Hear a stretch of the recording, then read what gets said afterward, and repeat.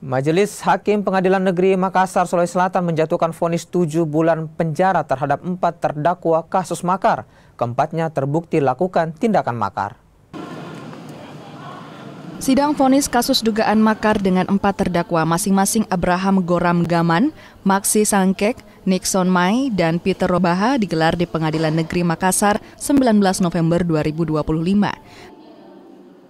Sidang dipimpin Ketua Majelis Hakim Herbert Hareva di ruang Haripin Tumpah. Dalam putusannya, Majelis Hakim menyatakan keempat terdakwa terbukti secara sah dan meyakinkan bersalah melakukan tindak pidana makar. Hakim pun menjatuhkan hukuman 7 bulan penjara pada para terdakwa. Hal meringankan keempat terdakwa karena bersikap sopan dan kooperatif selama persidangan, memiliki tanggungan keluarga, mengakui perbuatannya, dan belum pernah dipidana. Rama Pratama, Kompas TV, Makassar, Sulawesi Selatan.